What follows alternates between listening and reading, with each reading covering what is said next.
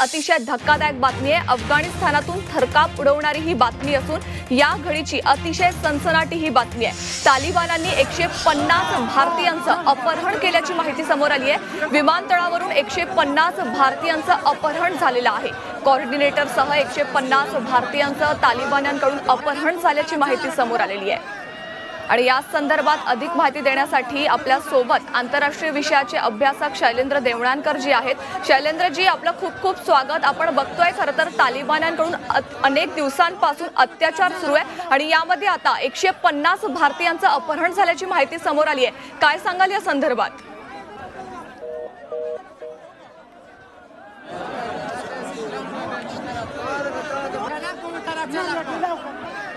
काही तांत्रिक अडचणींमुळे आपला फोन कट झालेला आहे। आपण पुन्हा एकदा त्यांच्यासोबत संपर्क साधण्याचा प्रयत्न करू। मात्र या क्षणाची ही एक महत्त्वाची आणि मोठी बातमी आपण बघतोय।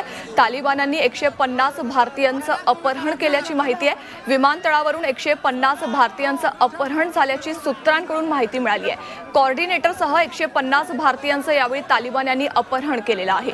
काबूल विमानतळावरून आज तालिबानांनी भारतीयांचं अपहरण केल्याची ही धक्कादायक माहिती सूत्रांकडून समजते।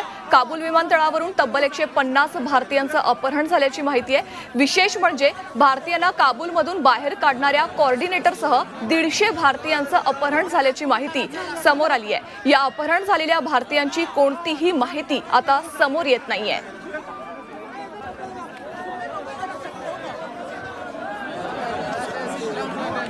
आणि या विषयावर बोलण्यासाठी आपल्या सोबत ब्रिगेडियर हेमंत महाजन जी आहेत। हेमंत महाजन जी, आपलं खूप खूप स्वागत। आपण बघतोय अनेक दिवसांपासून खरं तर तालिबान्यांकडून अत्याचार केला जातोय अफगाणिस्तानामध्ये आणि आता 150 भारतीयांचं अपहरण झाल्याची माहिती समोर आली आहे। काय एकूणच सांगाल तुम्ही या संदर्भात? आपल्याला माहिती आहे की आतापर्यंत ज्या भारतीयांना अफगाणिस्तानमधून बाहेर काढण्यात आलं आहे ते बेसिकली फक्त एम्बसीचा स्टाफ आणि थोडेसे जवळ काबूलमधले असलेले भारतीय होते। परंतु अनेक भारतीय वेगवेगळ्या कॉन्ट्रॅक्टवरती वेगवेगळ्या भागात पसरलेले आहेत आणि अजून ते बाहेर आले नाहीत। आणि याच्याशिवाय जे सर्वात जास्त संख्या आहे ते तिथे शेकडो सालापासून राहणारे हिंदू आणि शीख आहेत। त्याच्या संख्या 2.5 होती काही वर्षापूर्वी, सुद्धा कमी आहे। त्यांना सुद्धा भारतात परत यायचं आहे, परंतु विमानं मिळत नसल्यामुळे काबूल एअरपोर्ट येता येत नसल्यामुळे काढू शकलेलो नाहीये।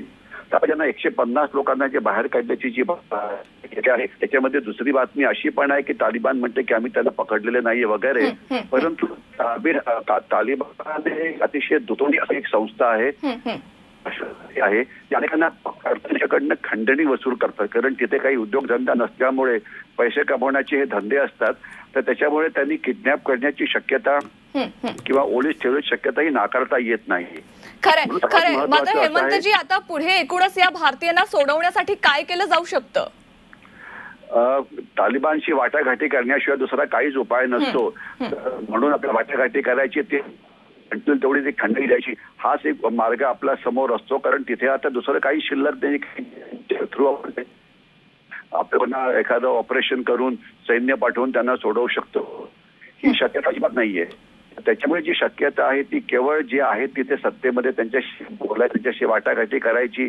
सुसरबाई तुझी पाठ मऊ, तर प्रेमाने परत केलं तर खंडणी द्यायची, हा प्रकार आता चालूच राहणार आहे। तर मला वाटतं सर्वात जास्त महत्वाचं असं आहे की जे 3-4 हजार अजून जे लोक शिल्लक आहे त्यांना लवकरात लवकर आपण या तालिबानच्या व्हायला पाहिजे। अशा प्रकारचे प्रसंग हे येणाऱ्या काळामध्ये येतीलच। कारण जे तालिबानचे जे लोकल लोक असतात त्यांना जरी काबूलवरती कब्जा झाला तरी त्यांना काही पैसे फारसे मिळालेले नाहीयेत, तर ते सुद्धा आता अशा प्रकारचा करू शकतील। निश्चितच तेव्हा येणाऱ्या काळामध्ये आता या भारतीयांची कशी नेमकी सुटका करण्यात येते हे बघणं महत्त्वाचं ठरेल। धन्यवाद हेमंतजी, तुम्ही केलेल्या या बातचीतसाठी।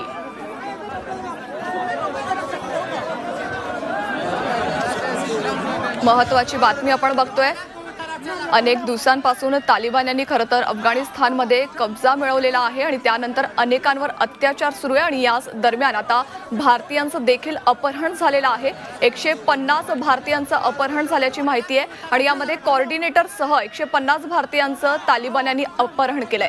काबूल विमानतळावरून आज तालिबानांना भारतीयांचं अपहरण केल्याची ही धक्कादायक माहिती आपल्याला सूत्रांकडून मिळाली आहे। काबूल विमानतळावरून तब्बल 150 भारतीयांचं अपहरण केल्याची माहिती समोर येते। विशेष म्हणजे भारतीयांना काबूलमधून बाहेर काढणाऱ्या कोऑर्डिनेटरसह 150 भारतीयांचं अपहरण यावेळी झाल्याची माहिती आहे। या अपहरण झालेल्या भारतीयांची कोणतीही माहिती आता समोर येत नाहीये।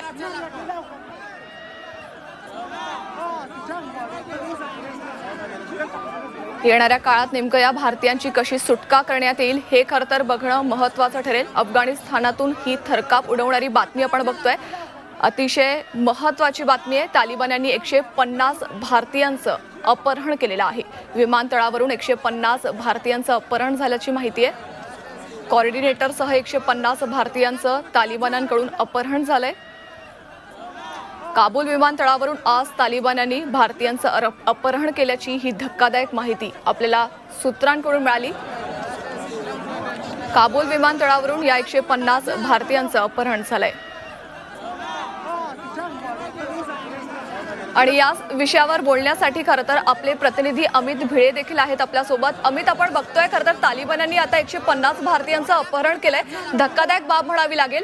नेमकं हे अपहरण केव्हा झालंय आणि आता येणाऱ्या काळामध्ये यांची सुटका कशी होण्याची शक्यता आहे? धक्कादायक प्रकार केल्याचं आता ही माहिती समोर येते। एक म्हणजे काबूलमधून आज 220 भारतीय परतणार होते, त्यामुळे ही मोठी घटना होती। काबूलमधून भारतीय येणार याची कल्पना तालिबानला नक्की असावी। त्याचबरोबर दुसरी महत्वाची गोष्ट म्हणजे हे सगळे भारतीय सकाळी आपण बातमी चालवली होती झी 24 तासवर, काबूल विमानतळावर प्रचंड रेटारेटी झाली होती आणि त्यांना आतही जाता येत नव्हतं विमानतळावर। त्यामुळे त्यांनी मोठा प्रयत्न सुरू होता त्यांना आत घेण्याचे।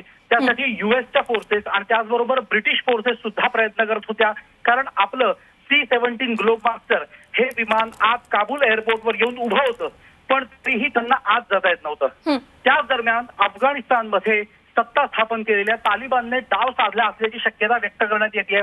तालिबानने जवळपास 150 भारतीयांचं अपहरण केल्याची आत्ताची ह्या घडीची सगळ्यात मोठी आणि सनसनाटी बातमी आहे। या बातमीमुळे आता काय झालंय की आता ह्या भारतीयांचं पुढे काय याचा अजूनही कुठेही सुगावा लागत नाहीये। दुसरी गोष्ट, भारतीयांना तिकडून बाहेर काढणारा जो कोऑर्डिनेटर होता त्या कोऑर्डिनेटरचं सुद्धा अपहरण झालंय। त्याच्यामुळे अधिकारिकरित्या कोणीही अजून आपल्याला स्टेटमेंट देत नाहीये। त्यामुळे संपूर्ण देशामध्ये त्याचबरोबर भारत सरकार समोर सुद्धा आता ही संभ्रमाची स्थिती आहे असं एकूण दिसून येत आहे। यामुळे आता पुढे भारतीयांना बाहेर कसं काढायचं याचे आता प्रयत्न सुरू आहेत। खरंय अमित, खरं तर आता या भारतीयांना बाहेर कसं काढायचं हे प्रयत्न अर्थातच सुरू असणार आहेत। मात्र हे जे अपहरण आहे ते नेमकं केव्हा झालेलं आहे आणि ही बातमी कशी समोर आली? आता थोड्या वेळापूर्वी साधारणपणे हे अपहरण झालेलं आहे। आज सकाळपासूनच भारतीय या सगळ्या भागामध्ये काबूल विमानतळावर अडकले होते, पण भारतीयांना मात्र तिथून बाहेर येता येत नव्हतं। त्यामुळे आता भारतीयांना कसं बाहेर काढायचं याचे प्रयत्न सुरू आहेत। आज सकाळी हा प्रकार झालेला आहे आणि आता भारत सरकारचं परराष्ट्र मंत्रालय सुद्धा सतर्क झालेलं आहे आणि त्यांनी त्या दृष्टीने प्रयत्न सुरू केले। खरंय अमित, खरं तर कुठल्याही राजकीय नेत्यांकडून किंवा केंद्र सरकारकडून कुठल्याही या संदर्भात स्टेटमेंट देण्यात आलेला आहे का की कशी नेमकी यांची सुटका करण्यात येईल किंवा त्यांच्याकडून कुठलीही अधिकृत माहिती मिळालेली आहे का आपल्याला?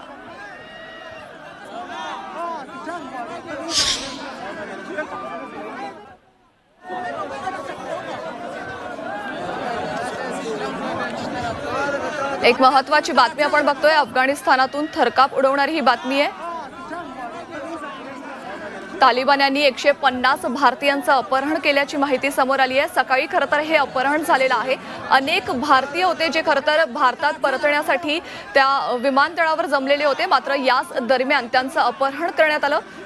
150 भारतीय त्या ठिकाणी होते आणि अर्थातच तालिबान्यांना या संदर्भातली माहिती होती आणि त्यानंतर या तालिबान्यांनी या सगळ्या 150 भारतीयांचं अपहरण केलेलं आहे।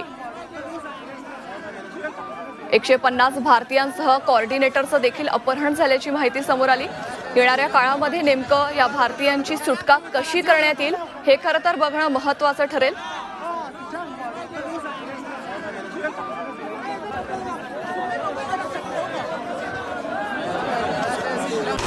लाल मातीतली कुस्ती म्हणजे